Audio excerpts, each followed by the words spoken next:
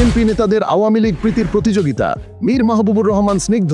আপোষহীন নেত্রী খালেদা জিয়া বলতে গিয়ে আপোষহীন দেশনেত্রী শেখ বলে ফেলেন, সাথে সাথে নিজের ভুল শুধরে নেন। ইমদাদুল হক ভরসা রংপুর ৪ আসনে বিএনপি মনোনীত প্রার্থী। আওয়ামী লীগ নেতাকর্মীদের হেফাজত করার প্রতিশ্রুতি দেন। কামাল জামান মোল্লা মাদারীপুর ১ আসনে মনোনয়ন হারানো নেতা তার এক বক্তব্যে বলেছেন, আপনাদের উপস্থিত সবাইকে ধন্যবাদ জানাচ্ছি।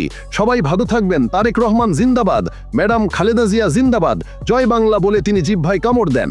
মুস্তাক আহমেদ মাসুমবালা শরীয়তপুরের সখীপুর থানা যুবদল নেতা, তার একটি বক্তব্য ব্যাপক ভাইরাল হয়। তাতে তিনি বলেন, জামায়াত ক্ষমতায় গেলে শেখ হাসিনাকে খুঁটিতে ঝোলাবেন, তাই জামায়াতকে ভোট না দেওয়ার আহ্বান জানান।